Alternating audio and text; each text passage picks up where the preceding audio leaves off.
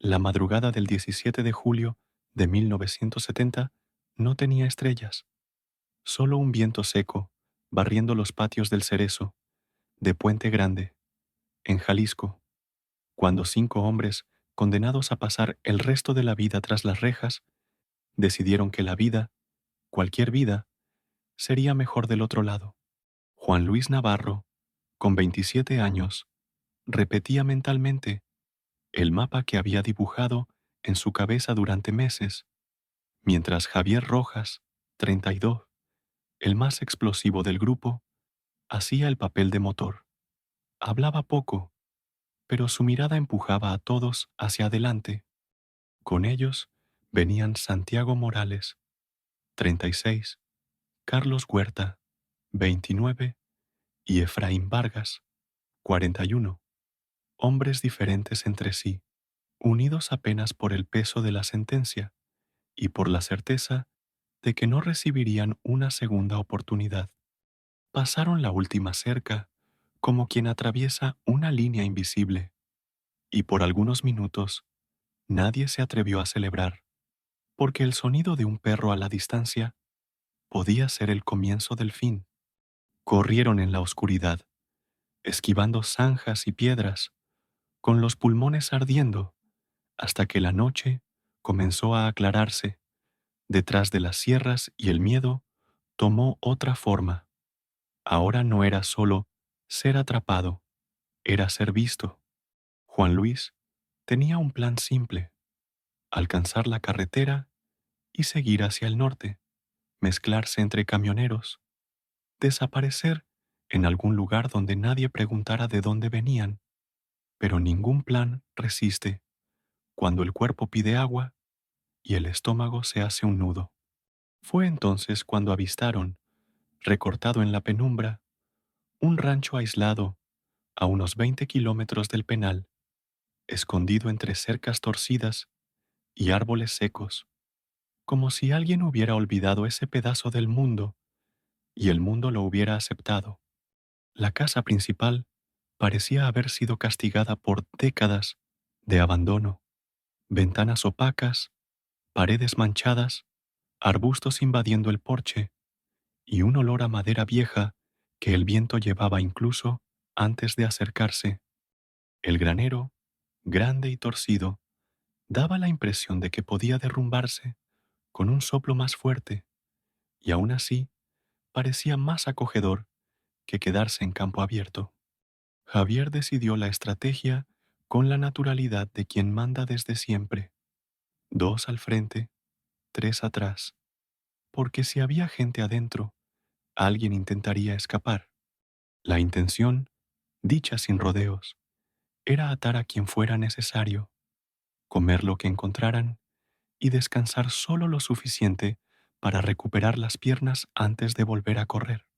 Juan Luis no discutió, pero sintió ese sabor metálico en la boca que siempre aparecía cuando la cosa podía escalar hacia la violencia sin retorno.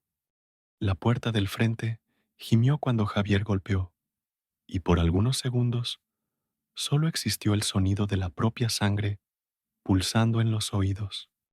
Nada sucedió, y, después de una vuelta cuidadosa, entraron, descubriendo que la casa estaba vacía, o al menos lo parecía, con muebles cubiertos de polvo, marcas en el suelo, como si animales hubieran hecho nido allí, y un moho pesado que se pegaba en la garganta. Revisaron armarios y encontraron apenas algunas latas antiguas de carne y frijoles, suficientes para engañar el hambre, pero no para dar esperanza. La llave no soltó una gota, y Santiago fue enviado afuera para buscar un pozo o cualquier señal de agua, volviendo minutos después gritando para que todos salieran de adentro.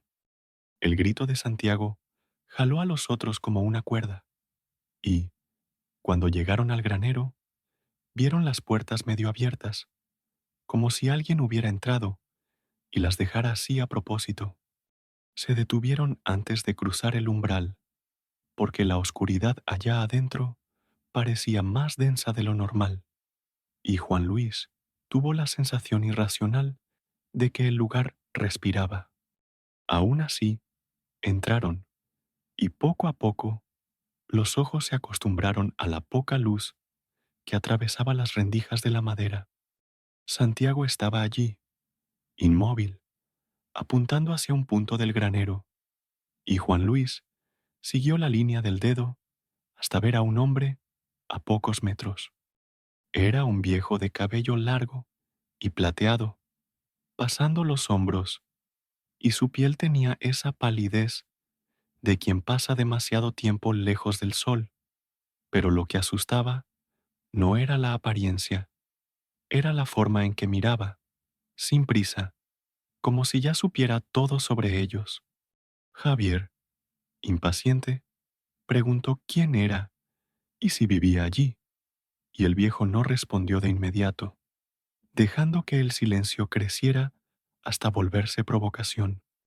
Cuando finalmente habló, la voz salió calmada, firme, con un acento difícil de identificar, y dijo apenas que vivía allí desde hacía mucho tiempo. A Javier no le gustó el tono, no le gustó el silencio anterior y, sobre todo, no le gustó sentir que alguien, en ese lugar podrido, no le tenía miedo. Entonces, ordenó que Carlos y Santiago consiguieran una silla y alguna cuerda para atar al hombre. Usaron un tipo de cordel grueso de fardo, de esos de rancho, y el viejo no resistió, no se debatió, no suplicó, solo siguió mirando a Javier como si estuviera analizando una pieza defectuosa. Juan Luis conocía esa mirada de maldad fría, no de películas, sino de la infancia, y un recuerdo antiguo, lleno de gritos y puertas golpeándose, atravesó su mente demasiado rápido, dejando solo una advertencia instintiva.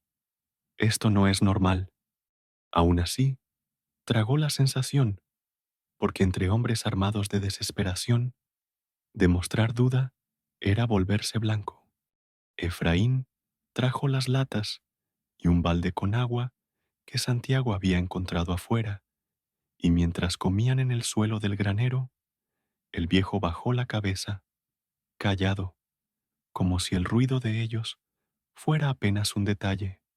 Javier, comiendo y riendo, resolvió conocer la historia del prisionero atado y preguntó cómo alguien podía vivir en un hueco como ese, esperando oír un pedido de piedad o alguna explicación patética. El viejo tardó en responder, y cuando respondió, no dijo su nombre, solo comenzó a narrar como si estuviera leyendo algo antiguo. Contó que nació muy lejos, en una ciudad francesa, y que algo terrible sucedió cuando era joven, algo que lo dejó incapaz de morir, condenado a seguir respirando contra su propia voluntad. Entonces hizo un pedido simple, casi educado, que partieran antes del anochecer, no por amenaza directa, sino como quien advierte que la noche trae cosas que no negocian con hombres.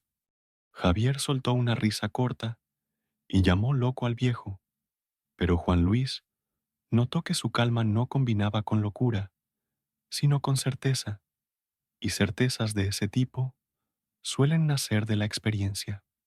Aún así, el grupo decidió esperar, porque viajar de día era ofrecerse a los ojos de cualquier hacendado, patrulla o cazador, y la noche, a pesar del miedo, era la capa más útil.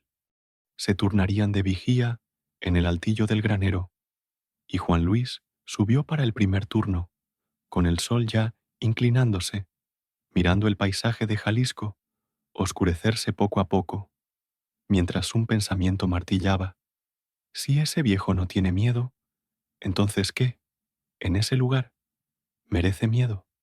Carlos Huerta se ofreció para cubrir el segundo turno de la guardia, dejando a Juan Luis bajar del altillo con los ojos pesados de cansancio y tensión. El aire dentro del granero parecía haberse detenido, suspendido en una quietud que no era natural para una construcción de madera llena de rendijas. No había sonido de grillos afuera, ni el crujir común de tablas viejas, enfriándose con la caída de la tarde. Juan Luis encontró un rincón cerca de algunos fardos de heno enmohecido, donde Efraín ya roncaba bajo, e intentó acomodarse, pero sus ojos insistían en volver a la figura del viejo atado a la silla en el centro del espacio vacío. El prisionero estaba inmóvil, con la cabeza levemente baja, pero Juan Luis juraría haber visto una sonrisa sutil dibujada en la sombra de su rostro, algo que desaparecía tan pronto como se miraba directamente. Javier estaba limpiándose las uñas con un pedazo de alambre, refunfuñando sobre lo que harían cuando cruzaran la frontera norte, hablando de ciudades americanas como si fueran paraísos, esperándolos con los brazos abiertos. Juan Luis quería creer en eso, quería visualizar una vida nueva lejos del penal de Puente Grande, pero la presencia del viejo funcionaba como un ancla, jalando cualquier pensamiento de futuro hacia el suelo frío de aquel rancho.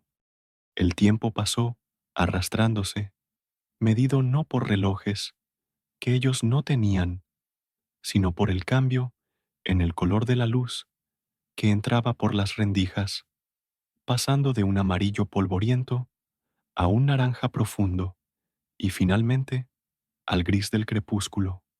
Juan Luis terminó dormitando, un sueño ligero y lleno de sobresaltos, donde soñaba que estaba corriendo en un pasillo sin fin, perseguido por algo que no tenía forma, solo un sonido gutural.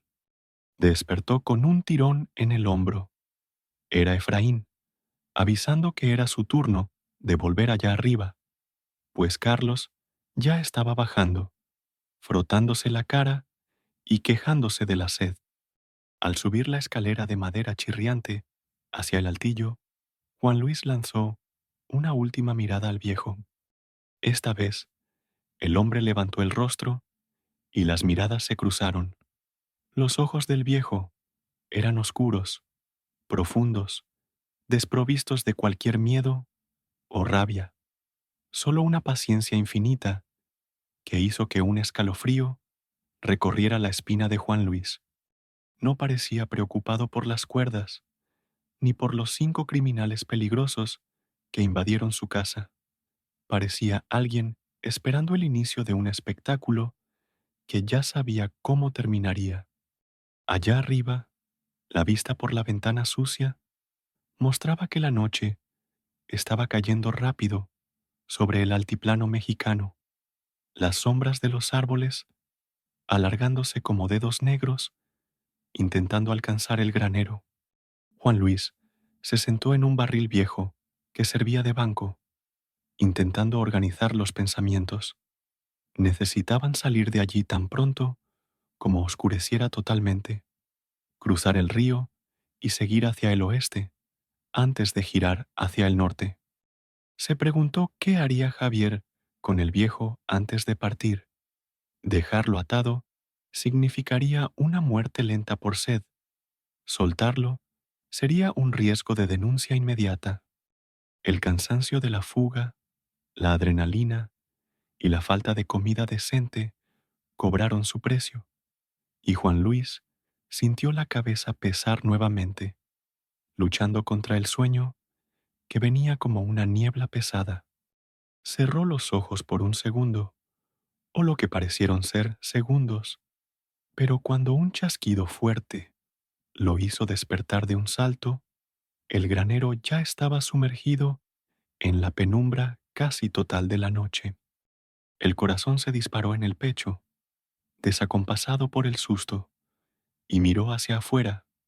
Era noche cerrada, sin luna visible aún, solo la oscuridad cubriendo el campo como un manto. Juan Luis maldijo en voz baja por haberse quedado dormido, imaginando la paliza o los gritos que recibiría de Javier si lo descubrían, y bajó las escaleras, apresurado para despertar a los otros, que debían estar durmiendo allá abajo. Mientras bajaba, sus ojos buscaron instintivamente la silla en el centro del granero, esperando ver la silueta del viejo, pero lo que vio lo hizo detenerse en medio de los escalones, con la mano congelada en el pasamanos. La silla estaba allí, pero estaba vacía. Corrió hasta el lugar, arrodillándose para examinar las cuerdas de fardo que estaban esparcidas por el suelo de tierra batida. No habían sido desatadas con cuidado ni cortadas con cuchillo. Las fibras gruesas estaban destrozadas, reventadas como si hubieran sido forzadas de adentro hacia afuera por una fuerza brutal, algo que ningún hombre anciano debería poseer. Javier, Santiago, despierten, maldita sea, gritó, la voz saliendo más aguda de lo que le gustaría, cargada de un pánico que ya no lograba disimular. Los otros despertaron asustados, levantándose en posición de defensa, tanteando la oscuridad en busca de amenazas invisibles. ¿Qué pasa, idiota?, gruñó Javier, pero se calló tan pronto como Juan Luis señaló la silla vacía y las cuerdas destrozadas en el suelo. Se acercaron, incrédulos. Santiago y Carlos habían atado a aquel hombre con fuerza, asegurándose de que los nudos fueran firmes, y ver aquello destruido de esa forma hizo que el aire en el granero se volviera repentinamente más frío. ¿Cómo diablos hizo esto?, susurró Efraín, mirando hacia los rincones oscuros del granero, donde la poca luz no alcanzaba. No importa cómo, respondió Juan Luis, sintiendo el sudor frío escurrir por la espalda. Se soltó y desapareció. Necesitamos salir de aquí ahora. El granero, que antes parecía un refugio seguro, ahora parecía una trampa gigante, con sus sombras bailando y chirridos que sonaban como pasos ligeros en la madera. De repente, un sonido vino del fondo del granero, donde quedaban los establos antiguos y algunos cuartos de herramientas cerrados. No fue un paso humano, ni el viento. Fue un sonido bajo, gutural, un gruñido húmedo que vibró en el pecho de cada uno de ellos, haciendo que los pelos de la nuca se erizaran. Efraín, el más viejo y supersticioso del grupo, dio un paso atrás, murmurando: Javier, vámonos. No me gusta esto.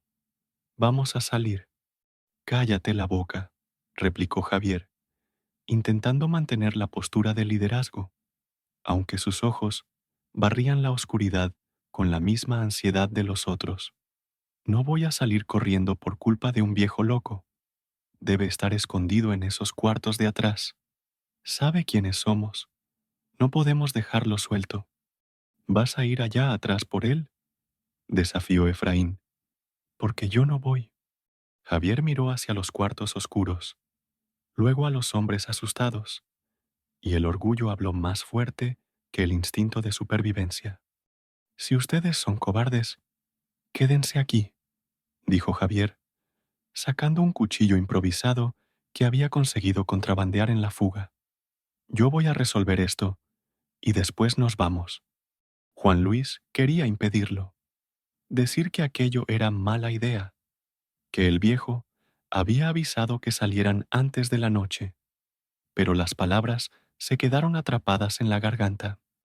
Ellos observaron, paralizados, mientras Javier caminaba lentamente hacia la oscuridad profunda del fondo del granero, siendo tragado por las sombras paso a paso. Javier desapareció en la penumbra, como quien entra en agua turbia. Primero el cuerpo, después la camisa clara que usaba, hasta que no quedó nada más que el sonido ahogado de sus botas pisando la paja vieja. Juan Luis, Efraín, Santiago y Carlos permanecieron agrupados en el centro del granero, una isla de tensión rodeada por un mar de sombras que parecía avanzar a cada segundo.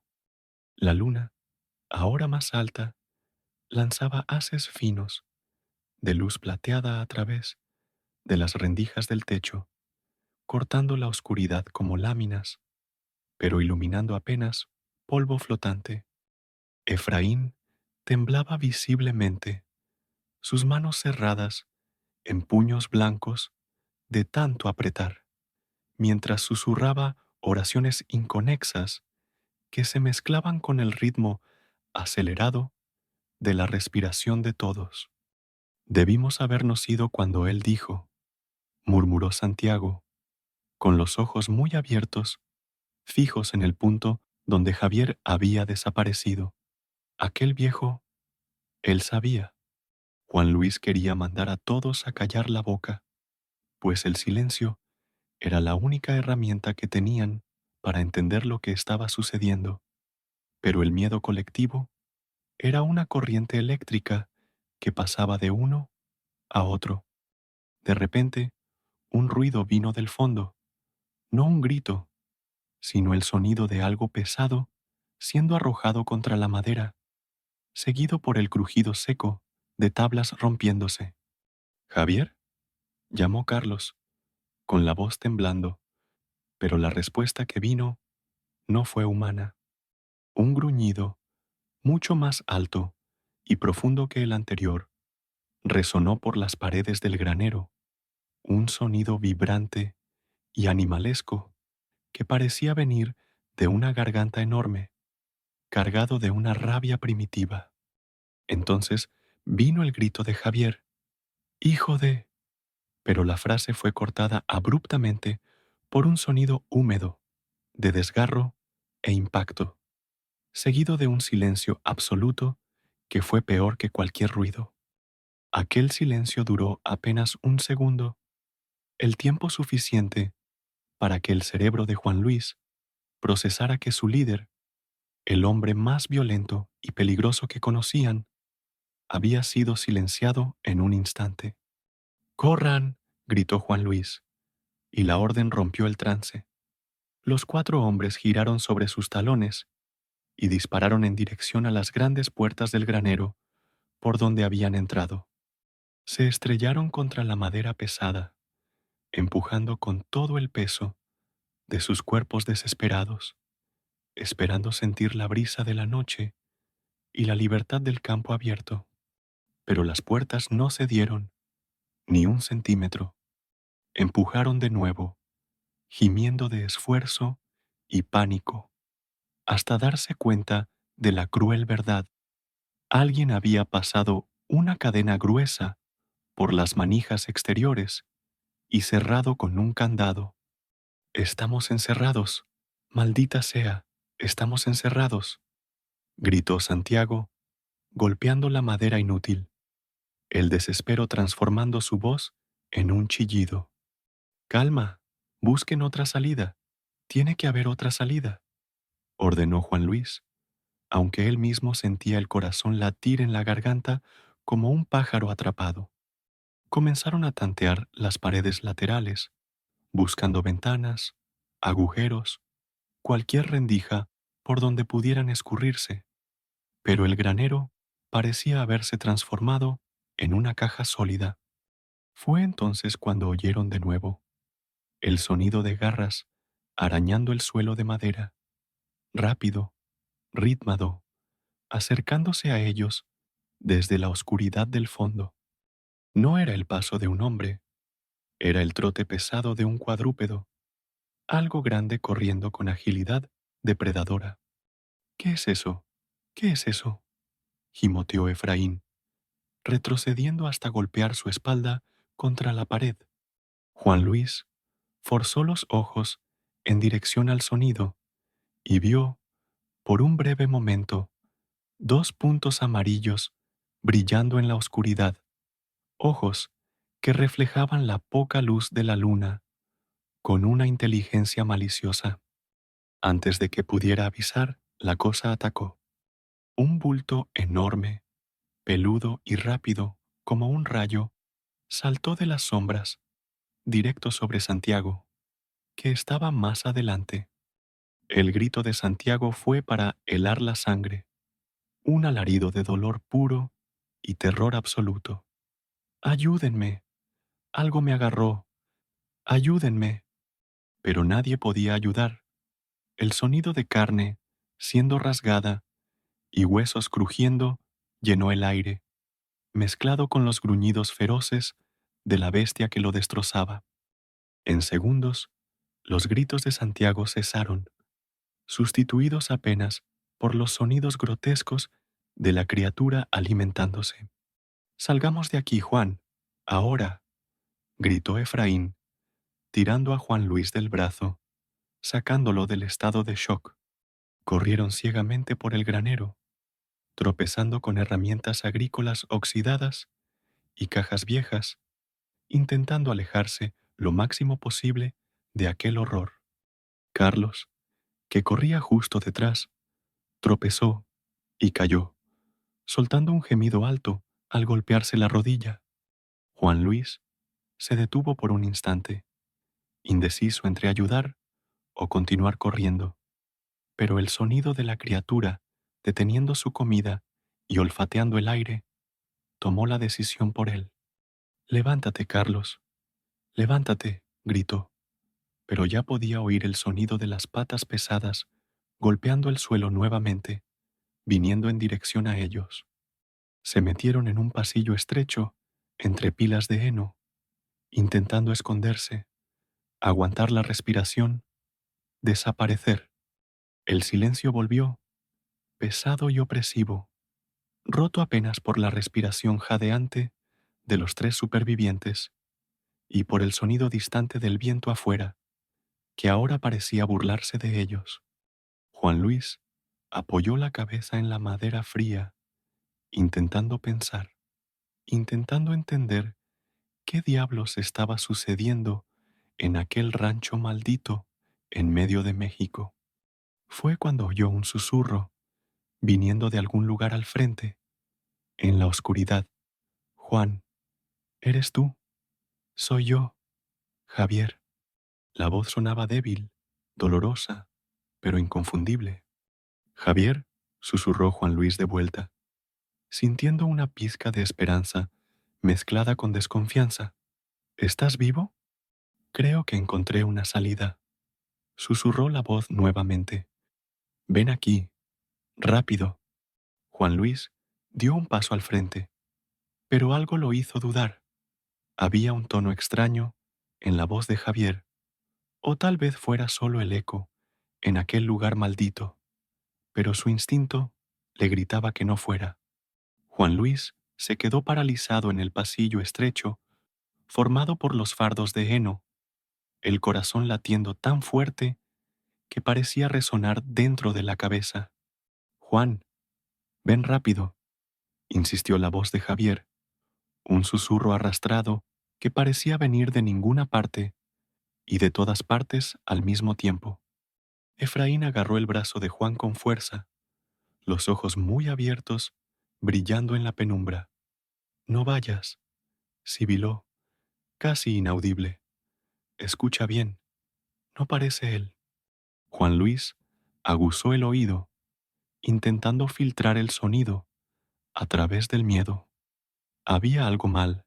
Sí, la voz de Javier siempre había estado cargada de arrogancia y fuerza, incluso cuando susurraba, pero aquello sonaba hueco, como si alguien estuviera imitando las palabras sin entender el sentimiento detrás de ellas. «Javier, ¿dónde estás?», preguntó Juan, probando, sin moverse un centímetro. «Aquí adelante, cerca de los establos. Hay una luz», respondió la voz, y esta vez Juan oyó un sonido húmedo al final de la frase, como si la garganta que hablaba estuviera llena de líquido. De repente, un grito agudo cortó el aire viniendo de arriba, del altillo. Era Carlos. En algún momento de la confusión, debió haber intentado subir la escalera para esconderse en lo alto. «No, no, aléjate de mí», gritó Carlos, seguido por el sonido inconfundible de madera rompiéndose, y un cuerpo siendo arrojado contra la pared. Juan Luis y Efraín miraron hacia arriba, paralizados, mientras el grito de Carlos se transformaba en un gorgoteo sofocado y después silencio. Él estaba allá arriba, murmuró Efraín, temblando incontrolablemente. La cosa estaba allá arriba con él, pero la voz estaba aquí abajo. La comprensión golpeó a Juan Luis como un puñetazo en el estómago.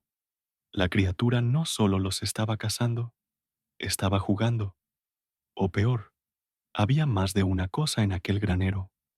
Tenemos que salir de aquí ahora, Efraín. Al diablo con Javier, al diablo con todo. Vamos a encontrar esa salida o vamos a morir aquí, dijo Juan, la decisión nacida del puro terror. Comenzó a avanzar tanteando, no en dirección a la voz, sino alejándose de ella, buscando la pared opuesta del granero. Mientras se movían, tropezaron con algo suave y pesado en el suelo. Juan Luis bajó la mano y sintió tejido mojado, pegajoso y caliente. El olor metálico de sangre fresca invadió sus fosas nasales, haciéndolo atragantarse. Juan, ayúdame.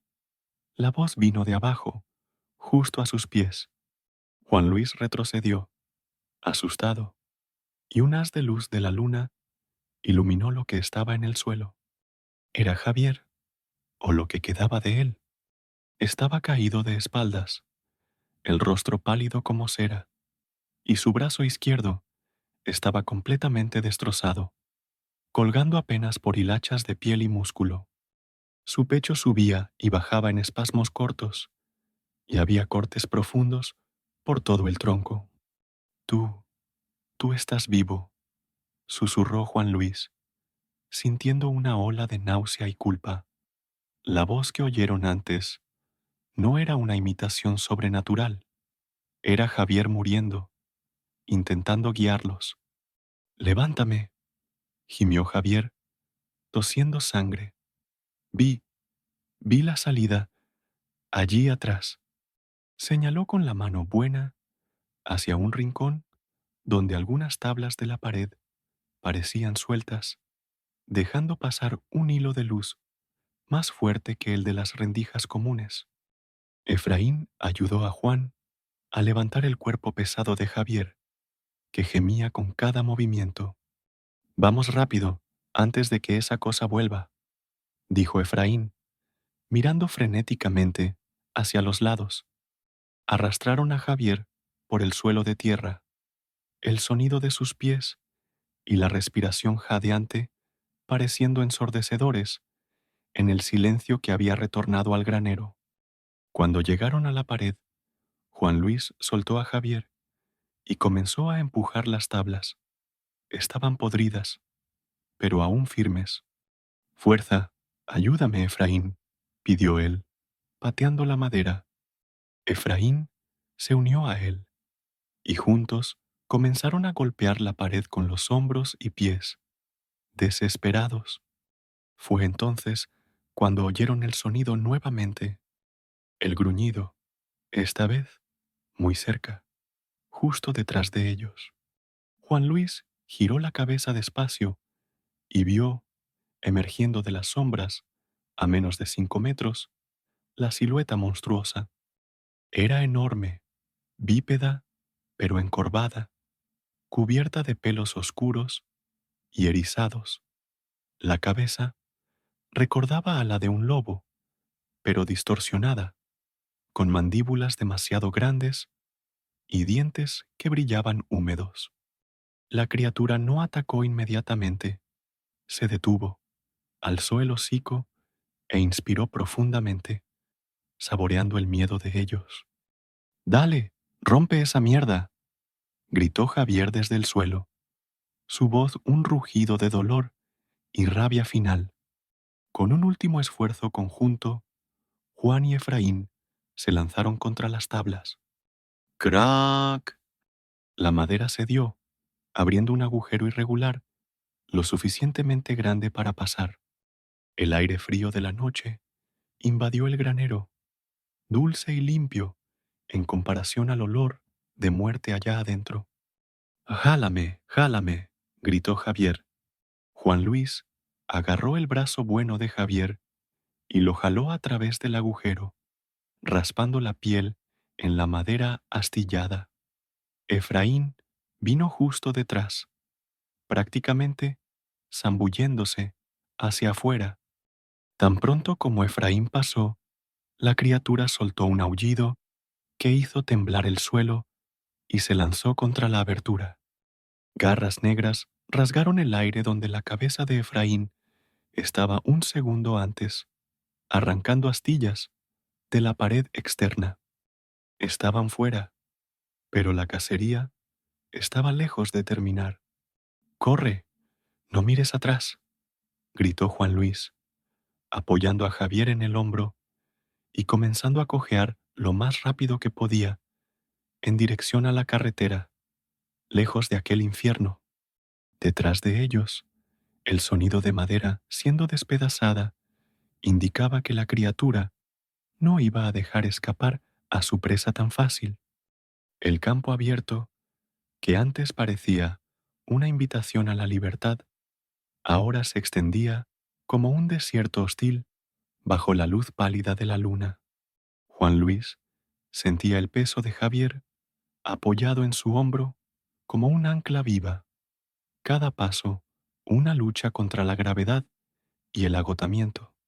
El líder herido gemía bajo, un sonido continuo de dolor que se mezclaba con la respiración sibilante de Efraín corriendo al lado de ellos.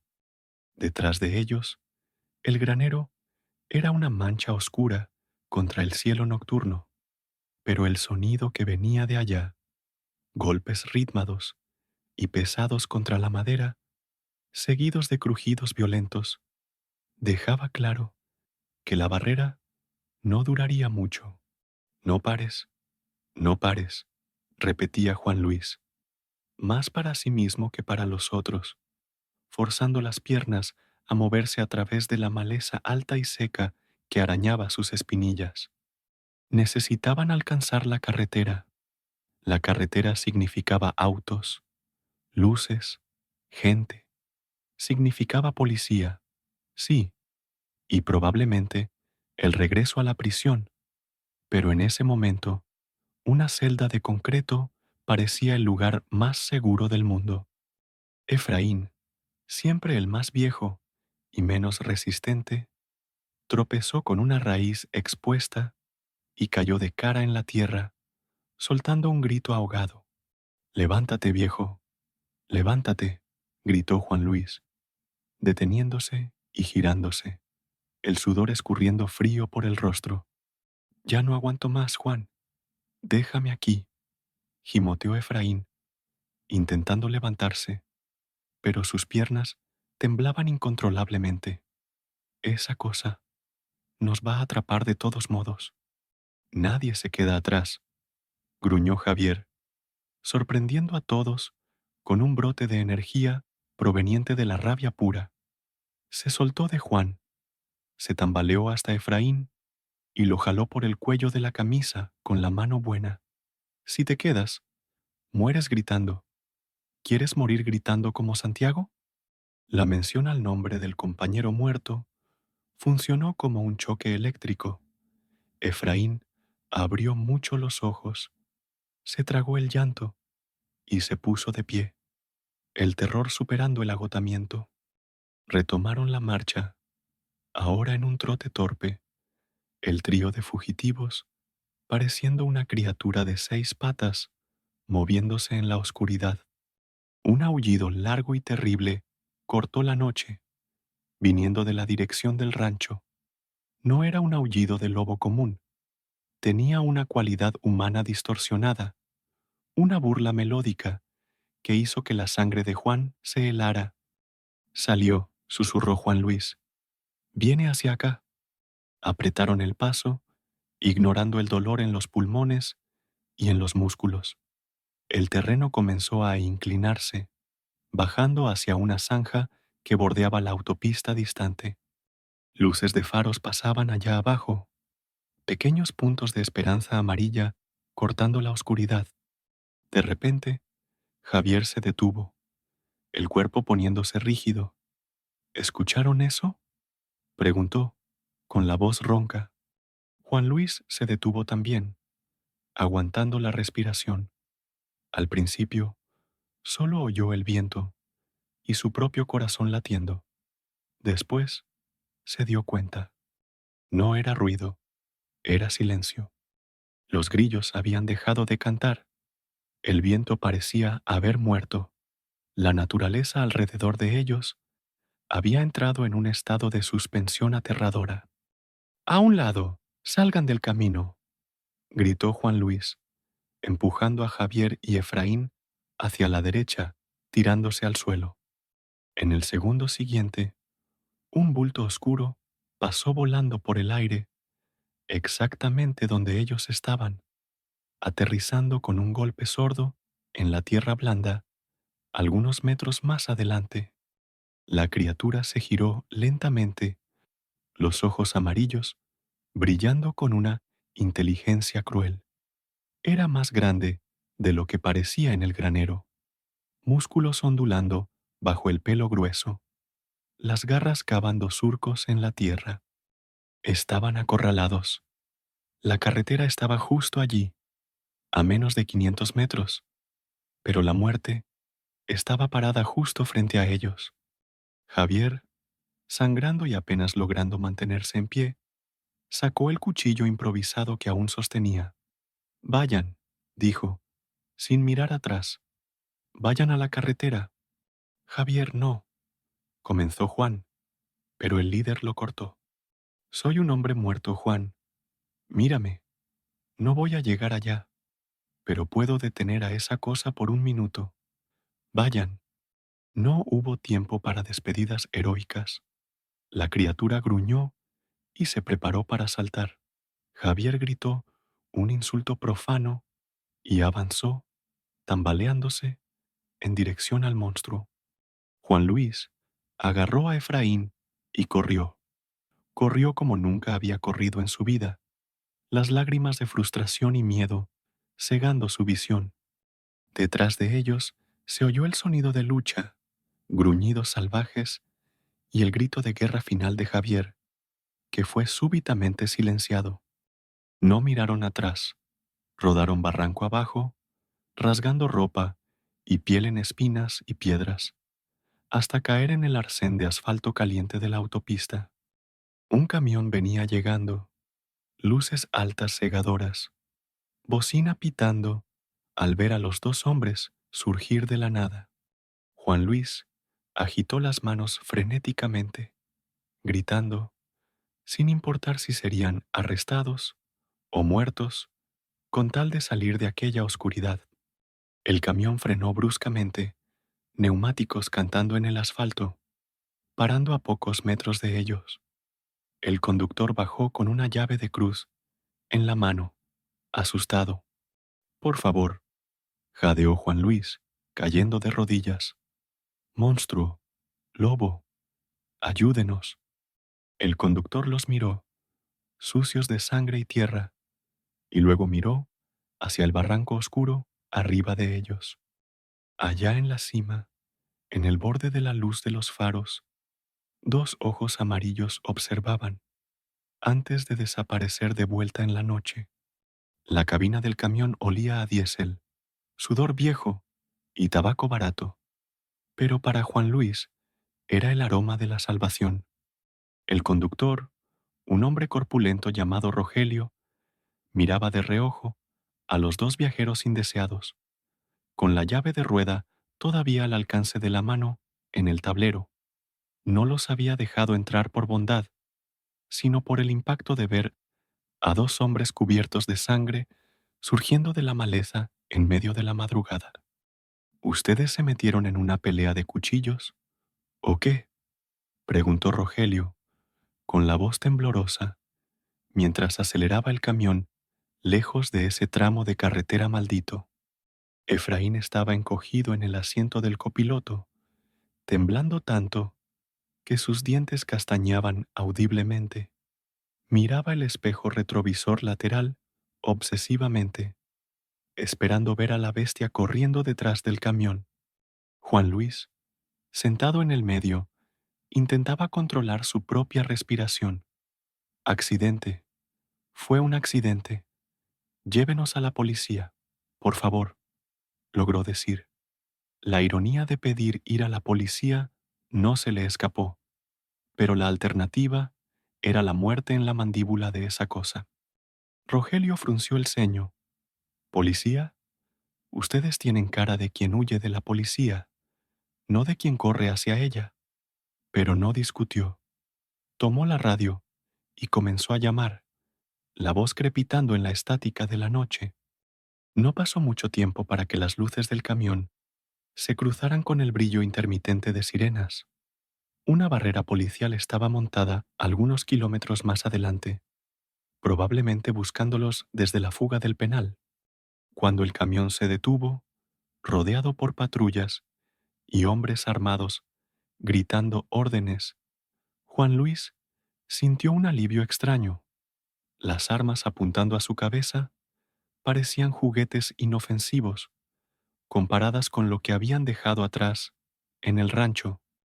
Manos en la cabeza, salgan despacio, gritó un oficial con megáfono. Bajaron, con las piernas fallando, y fueron inmediatamente arrojados al asfalto caliente, esposados con brutalidad. Los atrapamos. Son los fugitivos de Puente Grande, celebró un policía, presionando la rodilla en la espalda de Juan. ¡Ay! Hay otro allá atrás, balbuceó Juan Luis, con el rostro aplastado contra el suelo. Javier y los otros están muertos, muertos. El comandante de la operación, un hombre de bigote grueso y mirada cansada, se acercó. ¿Muertos? ¿Dónde? Habla pronto, desgraciado. En el rancho viejo, a unos 5 kilómetros de aquí, respondió Juan, las palabras saliendo mezcladas con lágrimas y tierra. Hay un monstruo allá, una bestia. Ella mató a todo el mundo. Los policías intercambiaron miradas de escepticismo y burla. ¿Monstruo? ¿Estás drogado o crees que somos idiotas? Rió uno de ellos. Pero Efraín, que hasta entonces estaba en silencio catatónico, levantó la cabeza y gritó con una claridad aterradora. No vayan allá. Por el amor de Dios, no entren en ese granero de noche. Ella los va a matar a ustedes también. El desespero genuino en la voz de Efraín hizo que la risa de los policías muriera. El comandante ordenó que los pusieran en las patrullas y organizó un convoy. Vamos a verificar ese tal rancho. Si están mintiendo sobre los cuerpos, van a desear haber muerto en la fuga, amenazó el comandante. Juan Luis fue arrojado en el asiento trasero de una patrulla, viendo las luces rojas y azules girando, pintando el mundo de colores de emergencia. Mientras el convoy daba media vuelta y seguía en dirección al lugar donde la pesadilla había sucedido, Juan rezó, no para ser liberado, sino para que el sol saliera pronto. Llegaron a la entrada del camino de tierra que llevaba al rancho. El lugar parecía aún más siniestro bajo los faros potentes de las patrullas. Los policías bajaron, armas en mano, linternas cortando la oscuridad. El silencio era total. Allí, hay alguien en el camino, gritó un oficial, apuntando el haz de luz hacia adelante. Javier estaba caído en medio del camino de tierra, una masa irreconocible de carne y sangre, pero, increíblemente, todavía se movía, un brazo levantándose débilmente hacia las luces. Médico, necesitamos un médico aquí, gritó el comandante, corriendo hacia el cuerpo. Juan Luis observó por la ventana de la patrulla, el vidrio empañado por su propia respiración. Javier había sobrevivido al ataque inicial, pero el estado en el que estaba era peor que la muerte. Y entonces, él vio, en el límite de la luz de los faros, cerca de la cerca destruida del granero, una figura estaba parada. No era la bestia, era un hombre, un viejo de cabellos plateados, vistiendo ropas antiguas, observando toda la escena con una calma impasible, como si fuera el dueño de ese teatro macabro.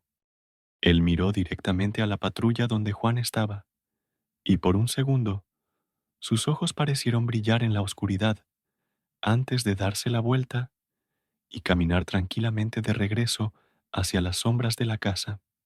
La comisaría de Guadalajara tenía ese olor característico a café quemado y papeleo viejo, pero aquella mañana había una tensión extra en el aire. Juan Luis estaba sentado en una sala de interrogatorios fría, con las manos esposadas a la mesa de metal. Un vendaje cubría un corte profundo en la frente, y sus ojos estaban hundidos, rodeados por ojeras oscuras de quien no dormía hacía días.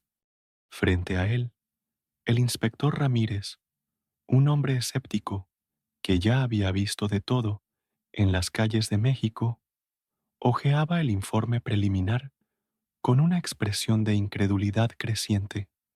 Entonces, déjeme ver si entendí esta historia de cuento de hadas, Navarro, comenzó Ramírez, sin levantar los ojos del papel. Ustedes huyeron, invadieron una propiedad, encontraron a un viejo y después fueron atacados por un hombre lobo. Juan Luis suspiró, cansado. Ya había repetido la historia 3 veces.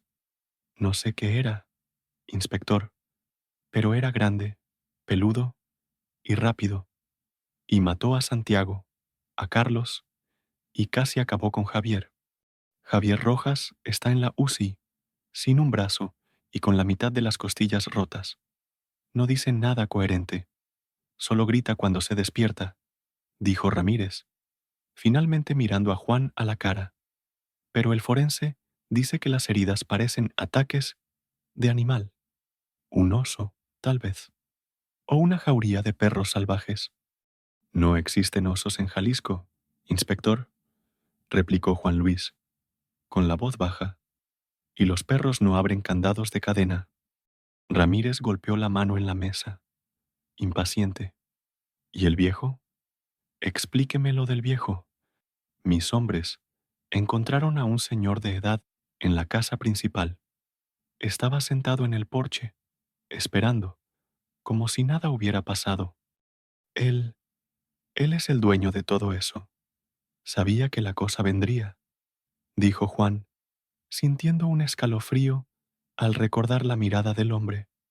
Su nombre es desconocido, no tiene documentos, no habla mucho, pero cuando preguntamos sobre los cuerpos en el granero, él solo señaló hacia el fondo. Continuó Ramírez, ahora con un tono más sombrío. La investigación en el rancho había revelado horrores que la policía intentaba mantener lejos de la prensa. Encontramos lo que quedó de sus amigos, y más, mucho más, dijo el inspector, inclinándose hacia adelante. Había una trampilla falsa bajo uno de los establos, un osario, Navarro, decenas de cuerpos, algunos antiguos, huesos que se volvieron polvo, otros, no tanto. Juan Luis sintió el estómago revolverse. Lo dije, ese lugar está maldito.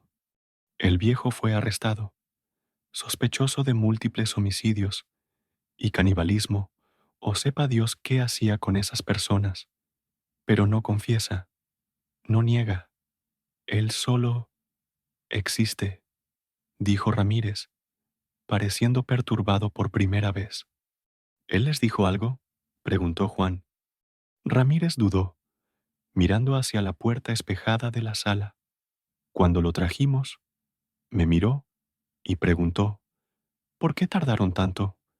Como si estuviera esperando ser arrestado desde hace 100 años. La puerta se abrió y un perito criminal entró, trayendo una carpeta amarilla. Le susurró algo al oído a Ramírez y le entregó una fotografía antigua, en blanco y negro, amarillenta por el tiempo. Ramírez miró la foto, frunció el ceño y luego miró a Juan Luis. Deslizó la foto por la mesa de metal hasta el prisionero. Encontramos esto en una caja de metal enterrada en el jardín de la casa. Mire el reverso. Juan tomó la foto con las manos temblorosas. La imagen mostraba a un grupo de hombres en trajes del siglo XIX, parados frente a una construcción de piedra que recordaba vagamente al rancho, pero en otro escenario, tal vez europeo. En el centro del grupo, mirando directamente a la cámara, con la misma expresión impasible, estaba él, el viejo, exactamente igual, sin una arruga de más o de menos. Juan giró la foto. En el reverso, escrito con una caligrafía elegante y desteñida, Sisteron, Francia, 1852. Eso es imposible, susurró Juan Luis. Eso tiene más de 100 años. Los peritos dicen que la foto es auténtica. El papel, la química, todo concuerda con la época, dijo Ramírez, la voz perdiendo la firmeza policial. ¿Quién diablos es ese hombre que encontraron, Navarro? Juan Luis soltó la foto en la mesa como si quemara. Él dijo que no podía morir, dijo que quería morir.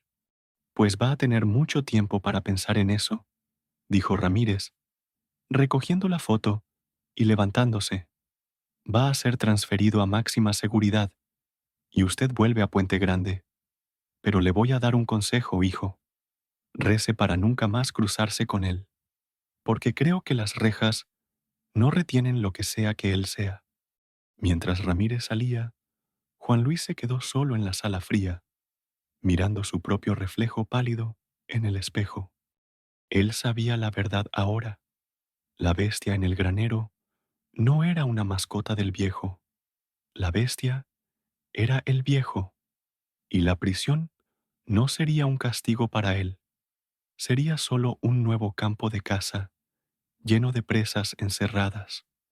El penal federal del Altiplano, conocido como el Altiplano, era una fortaleza de concreto enclavada en el altiplano mexicano, diseñada para contener las peores pesadillas de la sociedad, y fue hacia allá que el viejo fue enviado.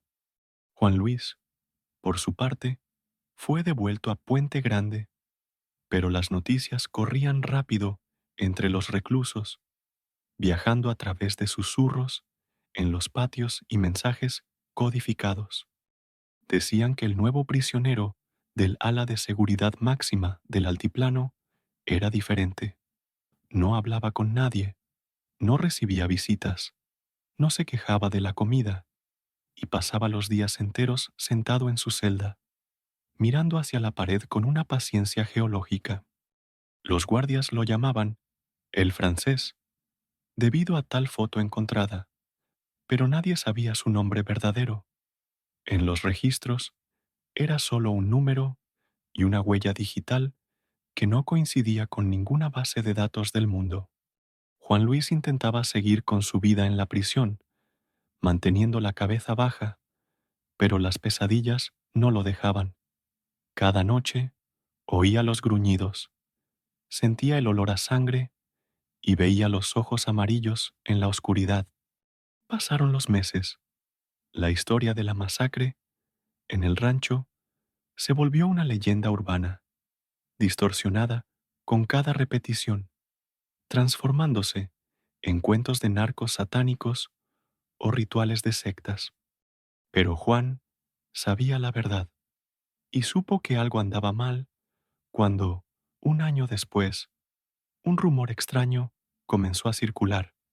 Guardias estaban desapareciendo en el altiplano, no huyendo o renunciando, sino desapareciendo durante los turnos de la noche, dejando solo uniformes rasgados o charcos de sangre inexplicables en pasillos que deberían estar vacíos.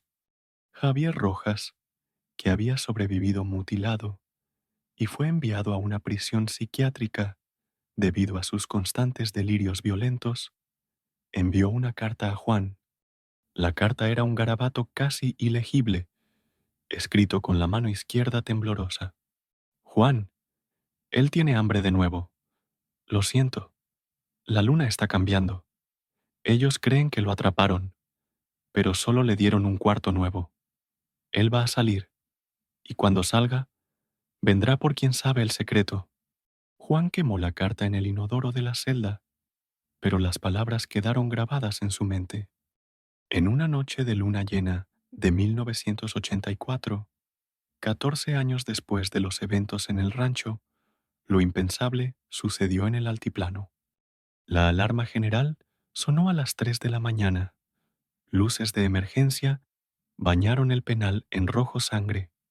Informes oficiales posteriores dirían que hubo un motín en el bloque C, una falla eléctrica catastrófica que abrió todas las celdas del ala de seguridad máxima. Pero los audios de las comunicaciones de los guardias contaban otra historia. Central, tenemos, tenemos un animal en el sector 4. Repito, un animal grande. Está, Dios mío, está rasgando las puertas de acero, gritaba un oficial en la radio. Disparos, muchos disparos, seguidos de gritos que no parecían humanos, y después, silencio estático. Cuando la tropa de choque finalmente retomó el control del penal al amanecer, la escena era de guerra. Varios reclusos y guardias estaban muertos, destrozados de la misma manera brutal que Santiago y Carlos habían sido en el granero años atrás. La celda de El Francés estaba vacía. La puerta de acero macizo no había sido abierta con llave o ganzúa. Había sido doblada hacia afuera, el metal grueso, rasgado como papel aluminio, con marcas de garras profundas en el concreto alrededor. No había túneles, no había cuerdas en los muros. Él simplemente salió, pasó por los portones, por los perros guardianes, que fueron encontrados encogidos de miedo en sus caniles, negándose a ladrar, y desapareció en la vastedad del desierto mexicano. La cacería humana, o cacería del monstruo, que siguió, fue la más grande de la historia de México hasta entonces, pero no encontraron ni una huella. Juan Luis recibió la noticia por la TV en la sala de recreación. Vio la foto del viejo en la pantalla, la leyenda "fugitivo peligroso", parpadeando abajo. Un escalofrío recorrió su espina dorsal, pero, extrañamente, no sintió miedo de ser casado. Recordó lo que el viejo había dicho aquella tarde en el granero. No me importan sus planes, solo pido que se vayan antes del anochecer. El monstruo no cazaba por venganza, cazaba por naturaleza, y ahora estaba suelto en el mundo nuevamente, libre para encontrar un nuevo rancho, un nuevo escondite, y esperar a la próxima luna llena. Pasaron los años, y el rancho maldito en Jalisco tuvo nuevos dueños. Una familia inocente, los Morales, compró la tierra barata en una subasta del gobierno, ignorando los susurros de los habitantes locales que evitaban pasar por aquella carretera después de la puesta del sol. Ellos reformaron la casa, derribaron el viejo granero podrido donde tanta sangre había sido derramada y construyeron uno nuevo, moderno y limpio. La vida parecía normal, el pasado enterrado bajo capas de pintura fresca y cemento. Pero la tierra tiene memoria. La matriarca de la familia, doña Elena, comenzó a relatar avistamientos extraños. A veces, al mirar por la ventana de la cocina hacia el borde del bosque que rodeaba la propiedad, ella veía una figura solitaria, un hombre anciano, de cabellos plateados largos, parado inmóvil entre los árboles, observando la casa con una melancolía silenciosa. Siempre que ella llamaba al marido o a los hijos para ver, la figura ya había desaparecido, disuelta en las sombras como humo. Es solo un vagabundo, Elena, decía el marido, intentando calmarla, pero él también notaba cosas. El ganado se ponía agitado sin motivo en ciertas noches. Los perros de la hacienda aullaban a la nada y se rehusaban a entrar al monte.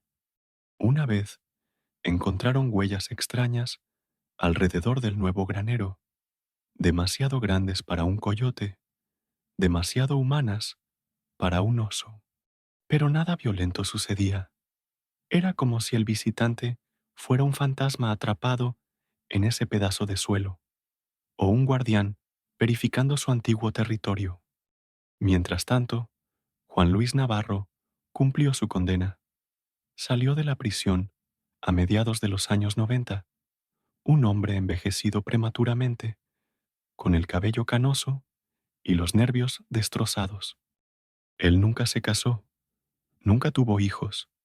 Vivía en un pequeño apartamento en Tijuana, trabajando como vigilante nocturno en un depósito, irónicamente buscando seguridad en la luz artificial y en las cercas eléctricas.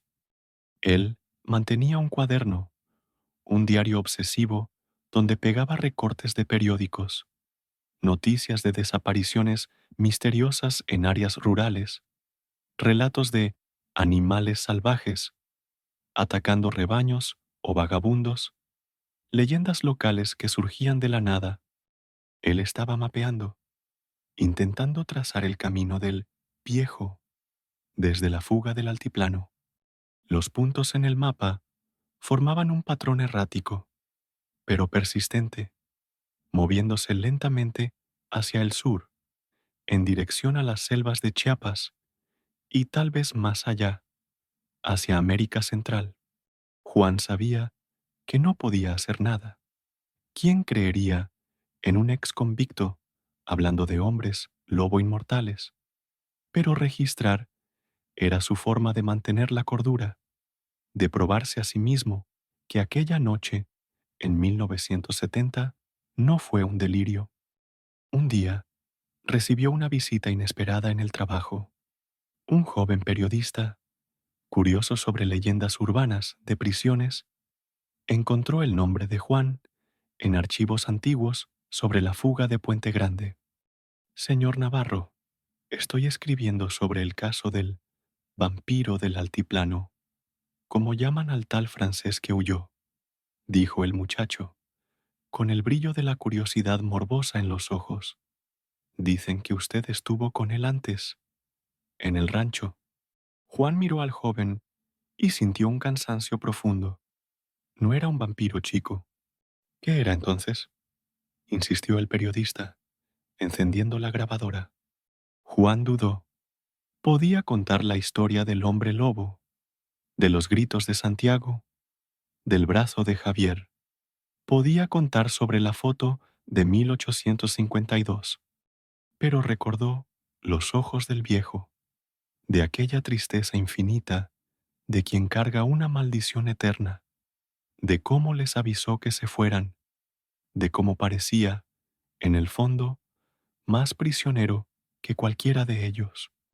Era solo un hombre, mintió Juan Luis, apagando la grabadora del muchacho con un clic seco. Un hombre muy viejo, muy cansado y muy peligroso. Y si tienes juicio, dejarás de buscarlo, porque algunas cosas no quieren ser encontradas. El periodista se fue, decepcionado, dejando a Juan solo con sus fantasmas y su mapa lleno de alfileres rojos. Aquella noche, Juan soñó con el rancho nuevamente, pero en el sueño Él no estaba corriendo. Él estaba sentado en el porche con el viejo, y los dos miraban la luna llena en silencio, compañeros en la soledad de quien vio lo imposible. Juan Luis Navarro sentía el peso de los años en cada articulación del cuerpo. La vejez, había descubierto, era una prisión diferente a la de concreto y hierro, pero igualmente ineludible. Recostado en su cama, estrecha en el pequeño apartamento en Tijuana, con la respiración corta y el sonido constante del tráfico afuera, sabía que su sentencia final estaba cerca. No habría fuga esta vez. Sobre la mesa de noche, el cuaderno desgastado con los recortes de periódico permanecía cerrado. No agregaba nada nuevo desde hacía meses, no porque las noticias se hubieran detenido, sino porque había aceptado que ya no necesitaba seguir el rastro. Cerró los ojos y por primera vez en décadas no vio el granero oscuro o la sangre de Santiago. Vio solo el rostro del viejo francés, sereno y terrible, iluminado por la luz tenue de aquella tarde distante. Te envidio, susurró Juan a la habitación vacía. Era una confesión extraña. Durante años había temido al monstruo, había despertado sudando frío, con el recuerdo de las garras y los dientes, pero ahora, ante el fin, entendía la verdadera naturaleza de la maldición de aquel hombre. El viejo no era un villano de historieta o un demonio que sentía placer en el dolor. Era una fuerza de la naturaleza atrapada en un ciclo infinito. Él había dicho, anhelo la muerte. Cada día que pasa es un día más que debo permanecer en esta tierra olvidada por Dios. Juan Luis, a punto de morir, sentía un extraño alivio que el viejo jamás conocería. Para Juan habría silencio, descanso, el fin del dolor. Para el francés habría solo otra luna llena, otra transformación, otra fuga, otra década, otro siglo. La televisión en el rincón de la habitación estaba encendida en un canal de noticias local, el volumen bajo, un murmullo de fondo. De repente, un reportaje llamó la atención de Juan, haciéndolo abrir los ojos con dificultad. El presentador hablaba sobre avistamientos misteriosos en la frontera con Guatemala, en las profundidades de la selva de Petén. Aldeanos relataban haber visto una bestia enorme y un hombre extraño de cabellos plateados, vagando por las ruinas mayas antiguas. Juan sonrió, una sonrisa débil y sin dientes. Él seguía caminando, siempre caminando, llevando su historia de Cisterón de 1850 a Jalisco de 1970, al altiplano de 1984 y ahora al corazón de América Central en el nuevo milenio. Tal vez estuviera buscando un lugar donde el hombre moderno aún no hubiera llegado, donde las leyendas aún fueran respetadas y temidas, donde pudiera ser lo que era sin rejas ni reflectores. Juan pensó en Javier, que murió loco en un hospital psiquiátrico, gritando sobre cadenas rotas. Pensó en Efraín, que desapareció en el sistema penitenciario, tragado por el miedo. Pensó en Santiago y Carlos, cuyos huesos reposaban en aquella tierra maldita en Jalisco. Todos ellos fueron tocados por la bestia y destruidos por ella. Pero Juan había sobrevivido para ser el testigo. Con la mano temblorosa, tomó un bolígrafo y el cuaderno una última vez. Abrió en la última página en blanco y escribió, con la letra fallida de un moribundo: no busquen monstruos debajo de la cama. No están ahí. El verdadero monstruo camina bajo el sol, con el rostro de un abuelo cansado, esperando que caiga la noche para liberarse de la humanidad que lo aprisiona. Él no es malo, Él es eterno, y eso es mucho peor. Soltó el bolígrafo. El esfuerzo lo dejó exhausto. La luz de la tarde entraba por la ventana, dorada y polvorienta, muy parecida a la luz en aquel granero fatídico. Juan Luis Navarro cerró los ojos. El sonido del tráfico de Tijuana pareció volverse distante, sustituido por el sonido del viento en los árboles secos y muy lejos, casi inaudible, un aullido solitario y triste que no pertenecía a este mundo. «Puedes venir», murmuró él. «Ya no tengo miedo». Y cuando la oscuridad finalmente se lo llevó, fue con gentileza, la única gentileza que el mundo le había ofrecido. Lejos de allí, en una selva densa y húmeda, bajo la luz de una luna naciente, un hombre viejo dejó de caminar, miró hacia el norte como si oyera un adiós, y entonces, lentamente, comenzó a cambiar. La historia de Juan había terminado. La del viejo, infelizmente, continuaría para siempre.